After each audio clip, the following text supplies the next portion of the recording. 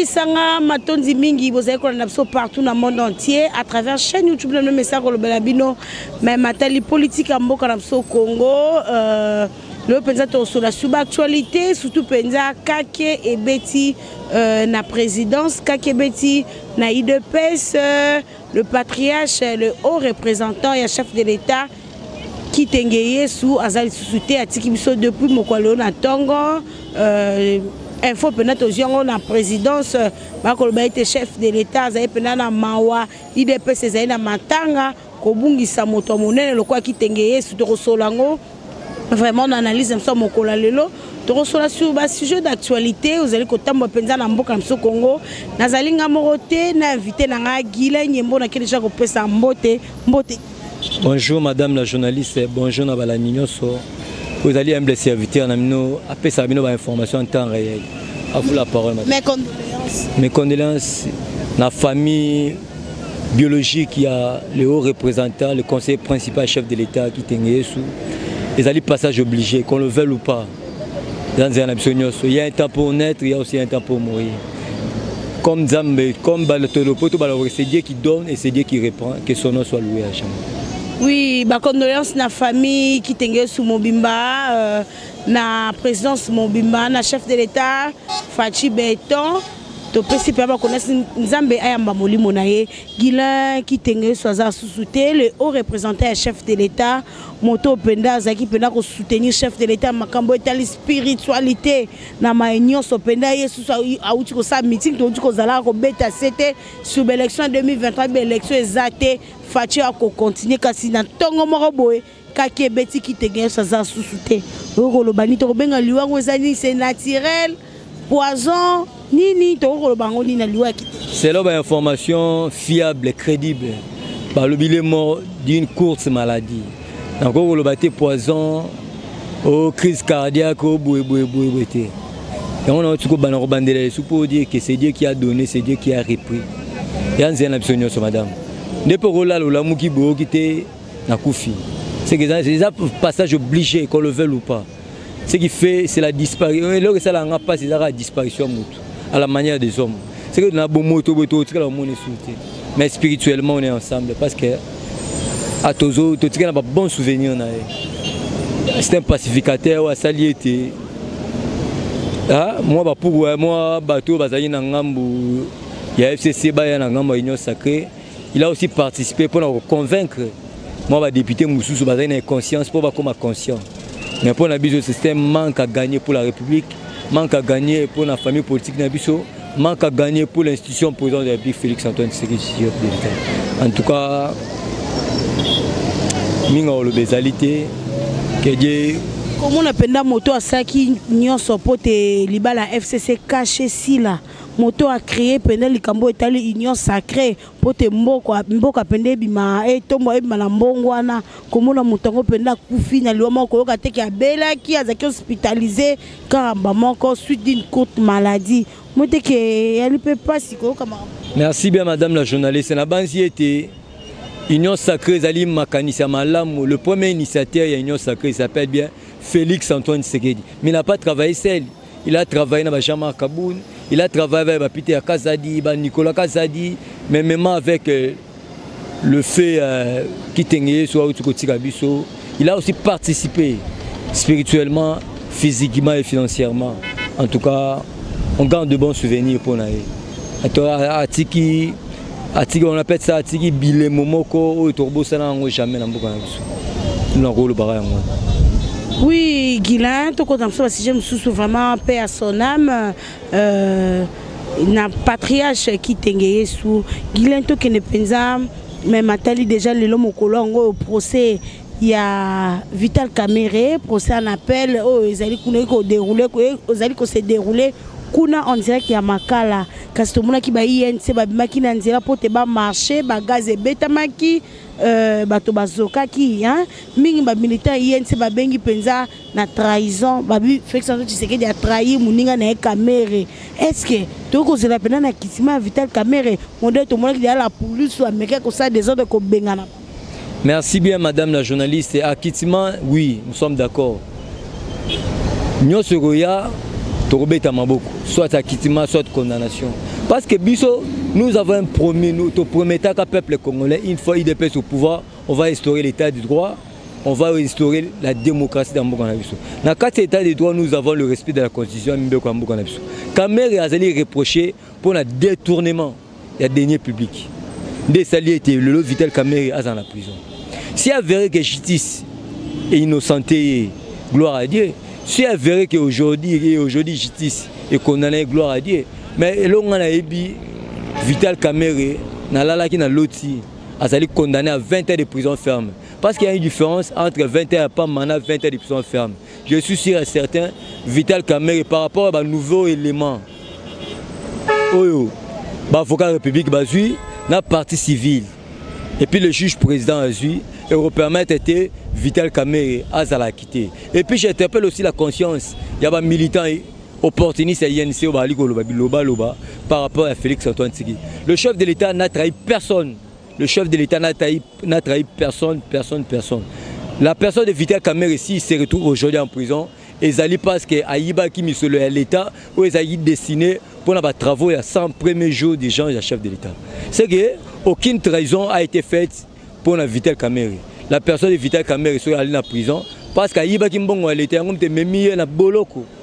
Ah, botika biloba loba wana pour la matali au marche pacifique. Ngana okamo on la marche par rapport à Nini parce que dossier à niveau de la justice. Il y a des avocats. Il y a des avocats compétents.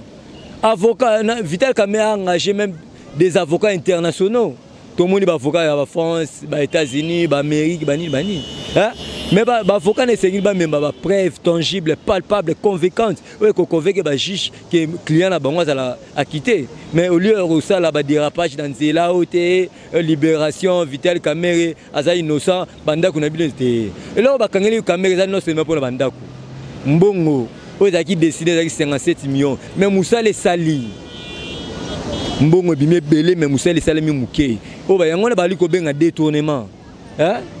Et les gens comprennent mal, malgré banda que yé, soit disant ne baol banda que yé. Mais mbongo et bima qui pour la banda que zaki belé, on appelle ça exonération, c'est une infraction. C'est la raison pour laquelle aujourd'hui Vital Kamer est en prison, dans le pavillon 8, pour le détournement des deniers publics. En tout cas, gloire à Dieu, madame la journaliste.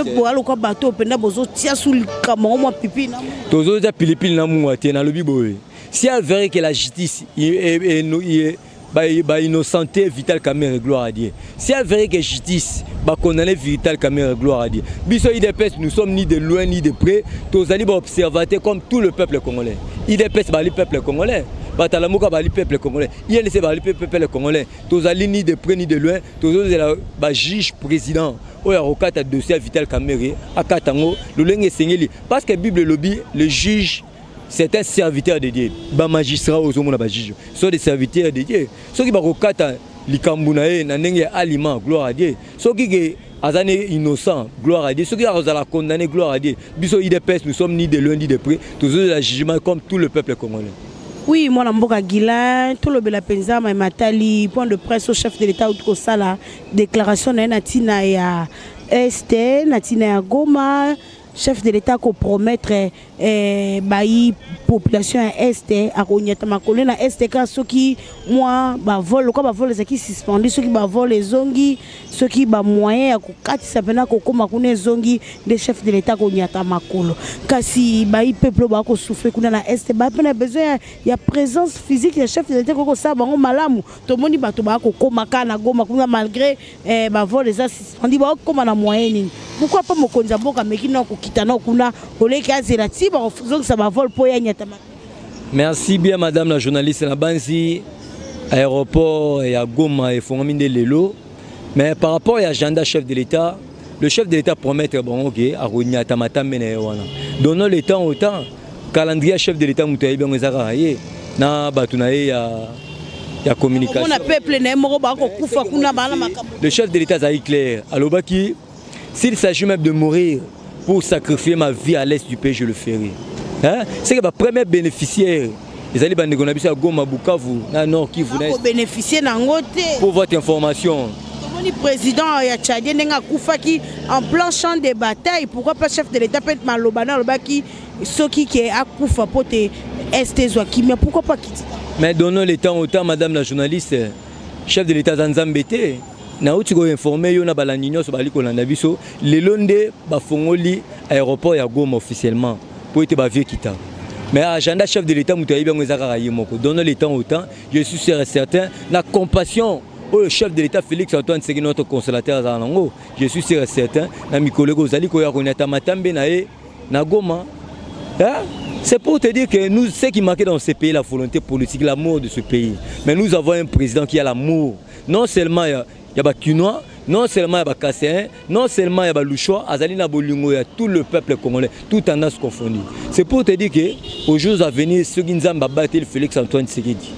On a Tamatambe na Goma, na Mboka, il y a l'ancien ministre Ido Kabir. Ribens Mikindo, Aroneta Matam Benakuna. Tomoni, Goma Tracien, Goma Tracien, et vos apaisements, vous allez manipuler les Congolais à Moko. Ce qui manquait dans ce pays, avoir un président chrétien. Le tout premier président chrétien, il s'appelle bien Félix Antoine Tshisekedi. Aux jours à venir, Aroneta Matam Benakuna. Na Goma pour nous réconforter à Goma et vos apaisements vous avez manipulé beau travail en collaboration avec l'actuel gouverneur au chef de l'État où nommé dans Combo il y a Luboya Kachama et puis beau travail en collaboration il fera mieux. Mon état de siège et que chef de l'État a décrété que l'état de siège va prolonger pour 15 jours côté la ndenge penda misale ko sale makuna to moni pe ba FARDC longo nya bango ba ko zwa ba ville oyo ba ADF ba izwa ki ba détruire ngo mais to mo mikolo le kisusu ba ADF ba ko de ko ba koti ba bomi ba ndeko so mingi ba kufi na beni kuna to éviter qu'est-ce qui ne va pas ba ko kisu ko maîtriser sous moi des ordonnateurs o ba maîtriser qui Madame la journaliste, l'actuel gouverneur Luboya Kachama Lobaki, je ne suis pas venu ici pour faire 30 jours. Je suis venu ici pour rétablir la paix, rien que la paix. Je vais travailler sans état d'âme. C'est que l'actuel gouverneur militaire, il a un seul objectif, de mettre la fin à la guerre aux Alliés et rétablir la paix à 100% à l'est du pays. Et puis c'est pour te dire que le chef de l'État a 3 missions à la tête de la République démocratique du Congo. La première mission, c'est accorder la paix aux Congolais. La deuxième mission, accorder la sécurité. La troisième mission, développer le pays. Il n'y a pas le développement sans la paix.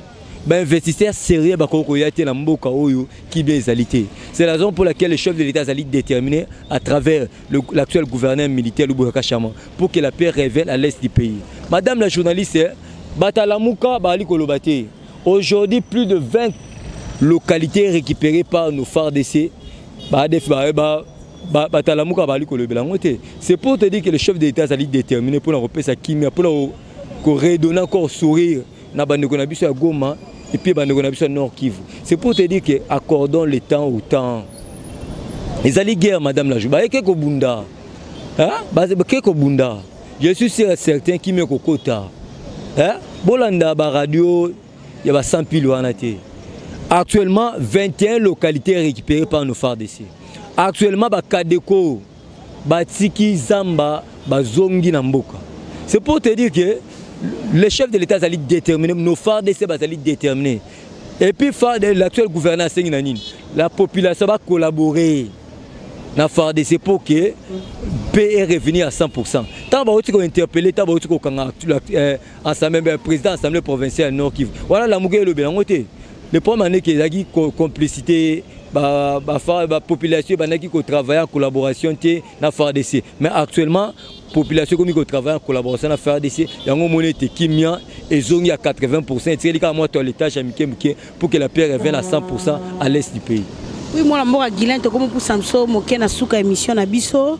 Tomoni Moïse Katumbi Chapo, il a séjourné na Lubumbashi. Quand le chef de l'État Panyata qui m'a connu Lubumbashi, tomoni présence ya Katumbi te. Tomona ki ka baba kiungo ya kiko ya maman anaye ba sepe meeting elongo. Kasi bozongi ya chef de l'État na Kinshasa, tomoni Katumbi akiti. To ebite. Moi ma guerre froide mo ko leka entre Katumbi na Félix Antoine Tshisekedi surtout na loi oya Noël Tiani oya kotia ka Katumbi kimia. Merci bien madame la journaliste. Katumbi c'est un commerçant. Azana makila politique. Félix Antoine Tshisekedi il est né de père politicien. Ce que tout le monde Moïse, papa n'a pas politicien. Est-ce que papa n'a pas congolais? Maman n'a pas congolaise? C'est pour te dire que Bisso IDPS, notre objectif est de conquérir le pouvoir et le conserver de génération en génération. Nous avons vite compris que Katumbi azali komiye bate. Azala ba ministre au bazali na gouvernement Union Sacrée. Mais il s'est dit coordonnateur à la Mouka. Mais la Mouka est en opposition. Mais il s'est dit au Tengaï naza opposant, il s'est dit au Tengaï gouvernement Union Sacrée. Il y a du méli-mélo. Soit tu es opposant, soit tu es dans la majorité présidentielle. On n'arrive pas à comprendre. Il faut Katumbi accepte bien. Hein? Il faut accepter bien. Soit tu as opposant, soit tu as dans le gouvernement de l'Union Sacrée. C'est pour te dire que c'est la jalousie. Mon Katumbi, l'un des 4 matins, Félix Antoine Tshisekedi serait président de la République.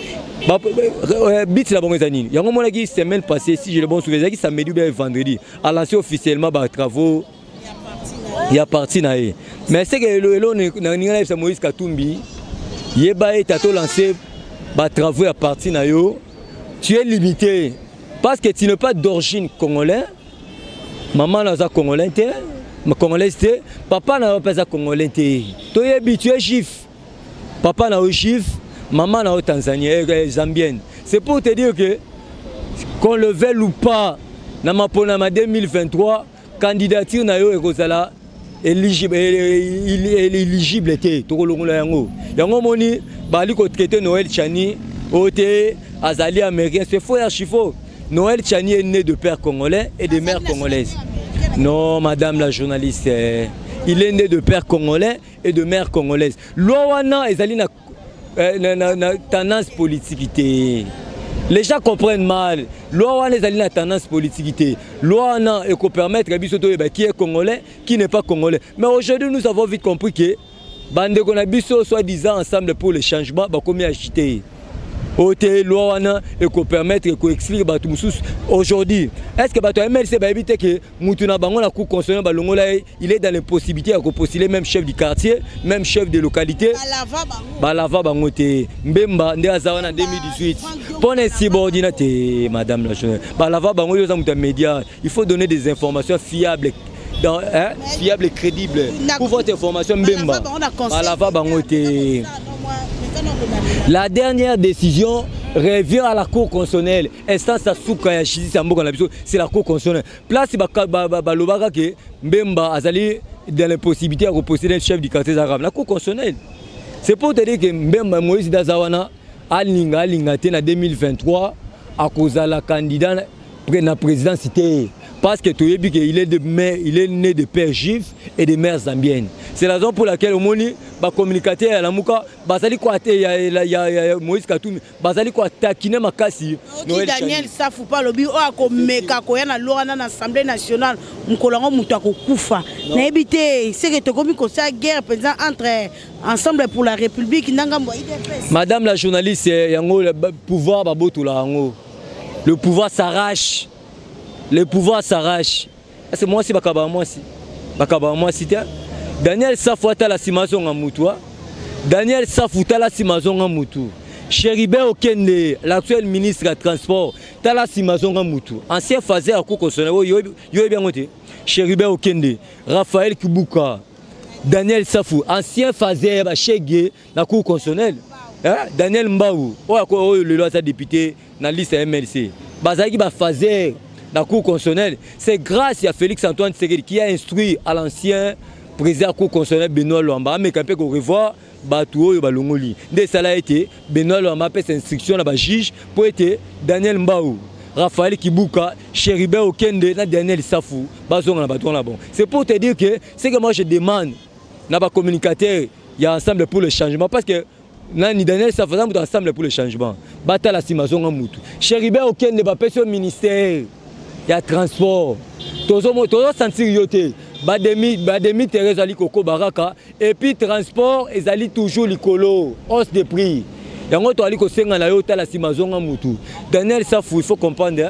Les lots sont à comme Moutou. À comme la chemise à bien, à comme la santé à bien, c'est grâce à Fachi Béton. Il faut qu'on se le dise. C'est pour te dire que Bisso IDPS, Moutou Neti Safou, Baloba en français. C'est une goutte d'eau dans l'océan. Il ne représente absolument rien. assez le côté. Mais c'est là, madame la journaliste, au lobby pour la dernière Safou. Daniel Safou, ça n'a pas amela mingi ambassade. Na habité sur les interviews. Amela mingi ambassade. À l'époque, si j'ai de bons souvenirs, en 2017, ils ont expliqué en 2007, tous avons un rassemblement. Voilà, tu sais que père son nom a aussi beaucoup fasika. Martin Fala a chargé la mobilisation. Hier, le cola n'inga ko diembela na sibabato ayaka na 10e rue. Wana libanda wana. Aibinga bien, il me connaît très bien Daniel Safou. Abinga combattant ayaka. Pelinga paquet ambassade.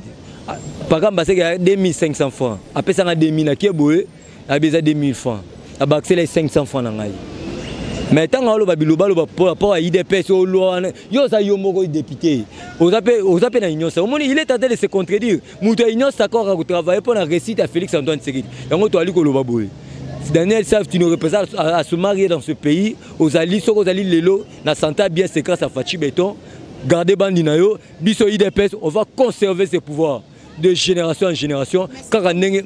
Mais c'est comme si nous avons IDPS pour loi Noël Tiani, Bozolon Penama Peka, Bozolon Penama Kassignoso, Noël Tiani Kalakalana Zalara Wapipo à côté sa loi, Wana Tomoni, 18 ans passés, Ming Baoba Kondimbo, Kaoba nationalité, plutôt, les acquis doutés, Zia Zaki, car Lelo, on est comme tribalisme, oh Noël Tiani.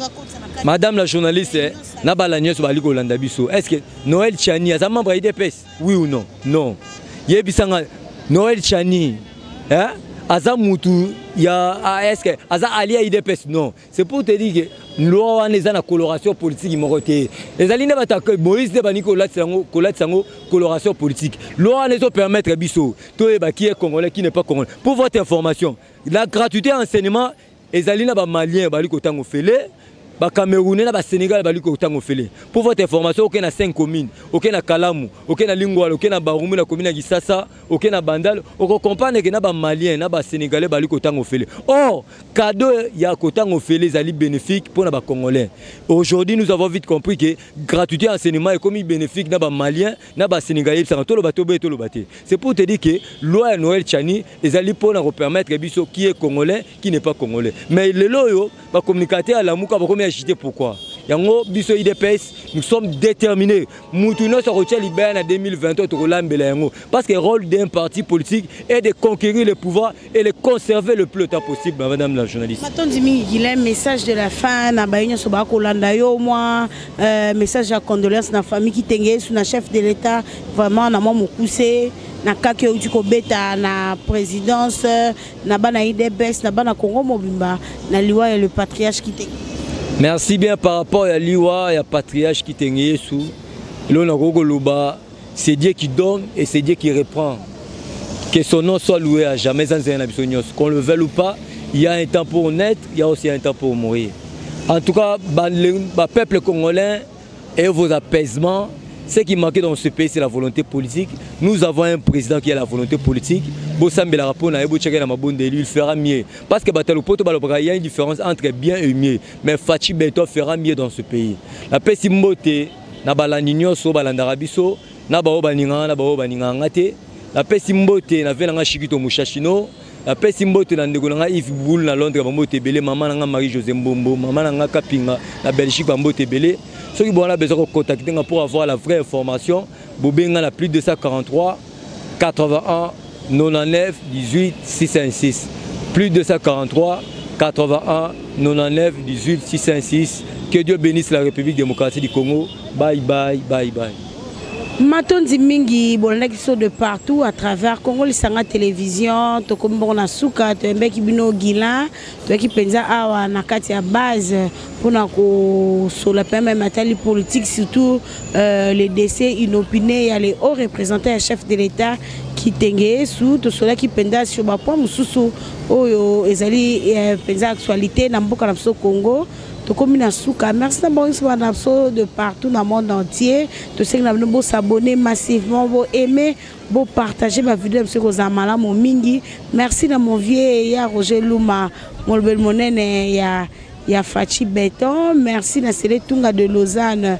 Papa Jean Comparé depuis Belgique, depuis Siombote. J'en suis bon, mais pas social depuis États-Unis. Un tonton doux de caractère, mon vieux. David Olito na bosanité, Victor Kapesa depuis Allemagne. Ngam no soki nzamba zongi te tokutani na mikolo ezali koya.